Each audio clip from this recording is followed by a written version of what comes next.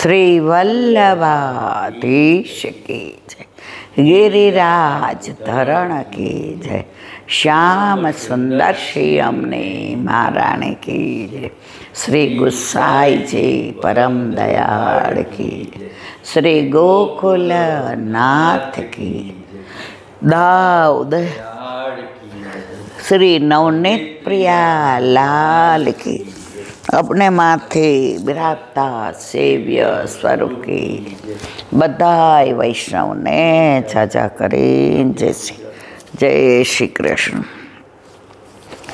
सवारनो उगो एवो आठमो जमनाजी ने तीर सवारना 7 वाग्याना उदयपुर निकळ्या। रस्तामां मजा करी, आनंद आनाथी कर्यो। वैष्णवनो संग होय के व्रजमां जता होईए के लीली परिक्रमा होय के पछी व्रजमां 10 दिवसनो प्रोग्राम होय, पण वल्लभे कह्युं छे के संसारमां रहीने श्याમને भजाय, संसारने छोड़ीने ना भजाय। એટલે વર્ષે એકવાર મોટારિયા अमेरिकाथी बधा सगावाला आवे, एमां खास नानो देर देराणी, पछी भत्रीजी भत्रीजा, वो दीकरा छोकराओ जमाई बधाय साथे अहींया 20 जणा उदयपुर आव्या। पीचोला लेक जोयुं तो यमुनाजीनी याद आवी गई। सामे पर्वत जोया तो गिरिराज बाबानी याद आवी गई। जिसकी रचना इतनी सुंदर वो कितना सुंदर होगा, वो कितना सुंदर होगा। ये झीलों की नगरी है, पर झील बनावा वाळो कोण? झील ने आपने देखाड़वा वाळो कोण? झील ने महसूस करावा वाळो कोण? અત્યારે આટલી બધી જગ્યાએ ઉદયપુરમાં ફરીને આવ્યા, કારણ કે અમારા માટે નવું નહોતું। શ્રીનાથજી આવીએ ત્યાં છોકરાઓને લઈ આવતા હતા, પણ નવું હોય ને આ બધું ગમે ને બધાય અમારી સાથે શ્રીનાથજી આવવા તૈયાર થઈ ગયા। આ મારા પ્રભુની કેવી કૃપા!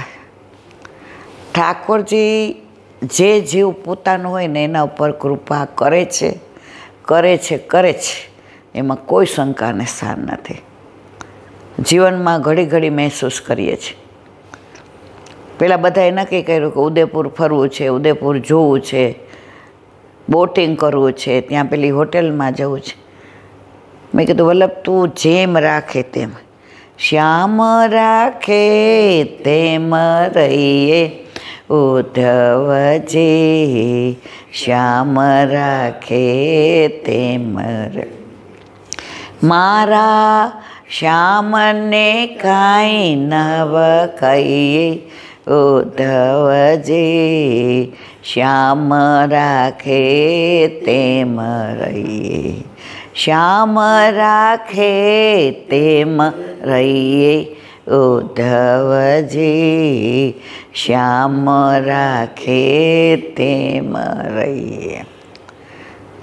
श्याम जो अपना मन में सतत विचार होय के बधानो उद्देश्य भले उदयपुर नहोतो, पण मन में एवुं थतुं हतुं के उदयपुर थी 1 ज कलाक श्रीनाथजी थाय के पौणो कलाक, तो श्रीनाथजी जई आवीए तो अमारो उद्देश्य श्रीनाथजीनो अने अवांतर फळ उदयपुरनो। हवे अवांतर फळ एटले शुं के અહીંથી ને બોમ્બે જવું હોય, રસ્તામાં બરોડા ના આવતું હોય અને બરોડાનો લીલો ચેવડો ખાવો હોય બધાને, તો કે તમારી ટ્રેન એવી લીધી છે કે એમાં બરોડા નહીં ઊભું રહે। એટલે આપણે કહે હાય શિક્ષાર બરોડા નહીં, હવે લીલો ચેવડો નહીં ખવાય। હવે ગાડી તો સીધી બોમ્બે સેન્ટ્રલ ઊભી રહેવાની। બરોડા આવ્યું ને સિગ્નલ ન મળ્યું, નીચેથી ને સ્ટેશન ઉપરથી લીલો ચેવડો મળી ગયો। જુઓ ગંતવ્ય સ્થાન કયું છે? બોમ્બે। ખાવાનું મન શું હતું? ચેવડો લીલો। સિગ્નલ ન મળ્યું ને મળી ગયું તો આ અવાંતર ફળ છે। પણ આપણું ધ્યેય, આપણી મંજિલ બોમ્બે છે. એમ ભલે અત્યારે આવ્યા ઉદયપુર ફરવા બધાય, પણ અમારું એટલે કે મારું ને તમારું ને છોકરાઓનું ધ્યેય તો શ્રીનાથજી જ હતું. પણ જેને વિઠ્ઠલનાથ વિચારે રે એને પ્રગટ પદાર્થ ચારે રે. એટલે અમે કીધું કે આપણે સોમવારે સવારે નીકળવું છે, તો 3 ગાડી છે, તો અમે 2 કલાક વહેલા નીકળશું અને શ્રીનાથજી જઈ અને પાછા તમને લોકોને કવર કરી લેશે. તો બીજા 2 કીધું અમારે આવવું છે, તો બીજા કહે કે અમારે આવવું છે. છેવટે 3 ગાડીએ નક્કી કર્યું. હવે જો અમારા સિવાય બધાય કોઈ વૈષ્ણવ નહીં, અમારા સગાવાલા બધાય જૈન. હવે પ્રેરણા કોને કરી? આપણા ઘરે આપણા માથે બિરાજતા આપણા ઠાકોરજીએ કે મારી માં ઉદયપુર સુધી આવી હોય અને અહીંયા નહીં આવે તો એનો જીવ બળી જશે. તો એકનો મનોરથ પૂરો કરવા ઠાકોરજીએ બધાને સન્મુખ કરવા નક્કી કર્યું. એટલે જ કહે છે ને, દારાગર પુત્ર આત્મા. તમે બ્રહ્મ સંબંધ લીધું છે તો તમારી સાથે જે જોડાયેલા છે એ બધાનો અધિકાર હશે. એમાં બધા જ અમારી સાથે પહેલી વાર આવે છે. શ્રીનાથજી કોઈએ જોયું નથી. પણ અમે કીધું કે સોમવારે નીકળવું છે, તો તમે લોકો 9 વાગે નાસ્તો કરીને તૈયાર રહેજો. અમે સવારે વહેલા નીકળી જઈશું અને 9 વાગે તમને ટચ કરીને, કારણ કે અમારી ગાડીમાં 2 લેવાના હતા. ના કાકી, બીજા કે ભાભી, મામી, અમારે આવવું છે. આ કોની કૃપા? સાક્ષાત પ્રભુ છે અને છે જ. આપણો મનોરથ પૂરો કરવા બધાના હૃદયમાં પ્રેરણા કરી. પુષ્ટિ માર્ગમાં તો એક મિનિટે સાનુભાવ છે, એક મિનિટે પ્રમાણ આપે છે. માં મેહુના, કારણ કે હમણાં એટલા બધા પગ દુખતા હતા છોકરાઓને. મેં કીધું બેટા મારથી તો નહીં અવાય, પણ સગો નાનો દેર ને દેરાણી જે મારા દીકરા જેવડો, ભાભી ચાલો ને તમારા વિના થોડા જઈએ. તો અહીંયા આવ્યા, પણ અહીંયા આવ્યા ત્યારે ધ્યેય જ હતું કે શ્રીનાથજી જયાભાઈ તો ધક્કો સફળ થાય. અને શ્રીજી બાબાએ સાંભળી લીધું. એક તારો હાથ ઊંચો શ્રીનાથ, સૌને બોલાવતો ઊંચો કરી હાથ, દેવીજી કરવા ઉદ્ધાર, સૌને બોલાવતો ઊંચો કરી હાથ. એક તારો હાથ ઊંચો શ્રીનાથ, સૌને બોલાવતો ઊંચો કરી હાથ. એ બોલાવે પછી કોની ત્રેવડ છે ના જઈ શકે? સર્વસમર્થ, સર્વજ્ઞ, સર્વગુણ નિધાન. એનું સામર્થ્ય એવું છે કે એક પળમાં તમારા મનોરથ પૂરા. અત્યારે 11:30 12 રાતના વાગવા આવ્યા છે. હું વિચલિત થઈ ગઈ હતી કે સવારની આમ નામ છું, હવે મારાથી બેસાતું નહીં, મારા પગ બહુ દુખે છે. પણ ધન્ય છે મારા વરને કે ના 2-3 વિડીયો તો કરવા જ જોઈએ, કારણ કેટલા બધાના ફોન આવ્યા, કેટલા બધાના મેસેજ આવ્યા. આજના સત્સંગનું શું? તો વલ્લભની ઈચ્છાથી ને થાય છે, મારી ઈચ્છાથી નથી થતું. મારી ઈચ્છાથી તો હું હમણાં લાંબી થઈને પલંગ છે ને આવીને સીધો દુપટ્ટો નાખીને મેં હું તો સૂઈ જાઉં છું દવા આપીને. તમે કીધું ના આજે ત્યાં મોડું થયું તો ઉદયપુરમાં કેમ તમે 2 વાગે સૂત? તો ના, સત્સંગ તો બસ આવા સત્સંગમાં આવો સંગ મળી જાય ને તો દુસંગ ન, કારણ કે બહાર જો બધા અંતાક્ષરી રમે છે, બધા બેઠા છે.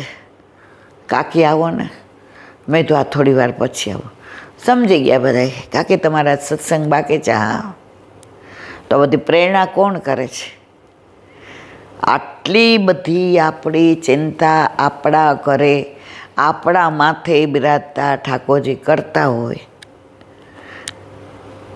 જેના માથે શ્રીજી બિરાજે, ડર દુનિયામાં કોનો લાગે. જેના ઘરે શ્રીજીની સેવા, સદા એને છે મીઠા મેવા. મારે શું ચિંતા, ચિત્ત તું સિદ્ધને ચિંતા કરે. કૃષ્ણને કરવું હોય તે કરે. લૌકિકમાં દીકરીના લગ્ન હોય તો જખ મારીને 2 વાગ્યા સુધી જાગી, 80 વર્ષના હોઈએ તોય. તો આજે બધાય કે મિથુના હવે મન ઠાકોરજી એટલી કૃપા કરે છે કે ક્યાંય જાતું જ નથી. રસ્તામાં આમ રજ ઓલી ત્યાં બેઠા ગોરમોમાં, તો એવી સરસ રજ હતી ને તો રમણ રેતી યાદ આવી. ગુલાબ છડીના દર્શન કરીએ ને રમણ રેતીમાં લોટીએ. પિછોલા ચલાવ જોયું તો યમુનાજી યાદ આવ્યા. સામે પર્વત જોયા તો ગિરિરાજ બાબા યાદ આવ્યા. અહીંયા ચરણ ચોકે છે એટલે હાથી પોડાયું એટલે મેં તૃપ્તિને કીધું, બેટા અહીં ચરણ ચોકે. મમ્મી કાલે અહીંયા બધાય આવે ને તો આપણે તો અહીંયા ચરણ ચોકીએ દર્શન કરી જશું. બધાય કે અમારે આવું છે. જુઓ, સારાનો સંગ કરીએ ને તો સારું મળે. બધાય ઘરના કેટલા અનુકૂળ. અહીંયા દેરાસરે ગણાય છે, અપાસરાય ગણાય છે. ના કાકી અમારે તમારી ભેગું આવું છે. અને એમના બધાના સગાવાલા ઘણાય સાંભળે છે. એ બધાય કે ઈલા કાકીનું અમે સાંભળીએ છીએ. મેં તો ઈલા કાકીનું નથી, વલ્લભનું છે એટલે સાંભળવું ગમે છે. અરે તમને એક નાનો દાખલો આપો. એક બેન કે મેં ઠાકોરજી પુષ્ટ કરેવાય. અમારા ઘરે તો ઈલા બેન માતાજીને માને એટલે દર નવરાત્રિમાં ગરબો લેવાનો. હવે ઠાકોરજી પધાર્યા અને સૌરાષ્ટ્રમાં વહુ એટલે 2 વાર વિચાર કરવો પડે કે ગરબો એટલે મારા ઠાકોરજી ઉપર બિરાજે અને ગરબો નીચે રહે. હવે મનમાં એટલી વ્યથા થાય કે ગરબો લઈએ એટલે ધૂપ દીપ કરવાનું, અંદર દીવો કરવાનો અને પછી ઉપવાસ કરવાના. ને મારા ઠાકોરજીને નીચે ધૂપ દીપ કરે તોય ઉપર વાસ આવે. એ કે મારા મિસ્ટરે કીધું, સાંભળ, છોકરાઓને ભવિષ્યમાં ગરબો લેવો હશે માતાજીનો તો લેશે, આપણે નથી લેવો. જેને પુષ્ટિ માર્ગ સિવાય કાંઈ ખબર નથી, બ્રહ્મ સંબંધાઈ લીધું, ગરબોય ન લીધો અને ઘરમાં અત્યારે વાતાવરણ ગોકુળિયું થઈ ગયું છે. એલા બેન, તમે પ્રસંગો કહેતા ને ત્યારે મનમાં એવું થતું ખરેખર આવું હશે, પણ મારા જીવનમાં આવું બન્યું. જ્યારે આપણી સાથે આવા પ્રસંગો બને ને ત્યારે એમ થાય કે ના, ઈલાબેન કોઈ કપોળકલ્પિત વાર્તા નથી કરતા. જે એમને બધા કહે છે એ જ વાત કરે છે. અને મને ક્યાં એવો પ્લોટ બનાવતા નહીં આવડતો, તો હું તો પિક્ચરની ઘણી વાર્તા લખું. પણ તમે બધાએ કીધું હોય એમાં શબ્દો ફેર હોય, સમય ફેર હોય, કે નામ ભૂલી ગઈ હોય, કે ગામ ન હોય, પ્રગટ કરે રસ જાય. એક ભાઈ મોટા ઓફિસર, હવે એમની નીચે ઘણા બધા માણસો, તો એમના ઘરે ઠાકોરજી બિરાજે પુષ્ટ કરાવ્યા. એટલે ઠાકોરજીને લીલો ને સૂકો મેવો ને દૂધ ને બધું ધરે. હવે મોટા ઓફિસર એટલે એને એના ઓફિસના એક ભાઈ કીધું કે હું તમારા માટે સૂકો મેવો લાવ્યો છું, તમારે લઈ જ જવો પડશે. એટલે ઓલા ભાઈએ ના પાડી કે ના, કે મેં મનમાં વિચાર કર્યો કે ઉત્તમ વસ્તુ મારા પ્રભુને સોહાય, તો હું કેવી રીતે ધૈર્યા વિના ઉત્તમ વસ્તુ લઈ શકું. અને આને પેકેટ લઈ આવ્યો તો એવું હતું કે આનાથી ઉત્તમ તો બજારમાં મળતું જ નહીં હોય. હવે ના પાડું તો મારું ઉપાધિ થાય, ઓફિસમાં સાથે રહેવાનું, અને હા પાડું તો મારા પ્રભુનો જે સૂકો મેળો લાવ્યો છું કદાચ એના કરતાં ફોરેનનું ઉત્તમ હોય તો હું તો ઉત્તમ વસ્તુનો ભોગતા નથી, મારા પ્રભુ છે ઉત્તમ વસ્તુના ભોગતા. આ જોઈ જુઓ.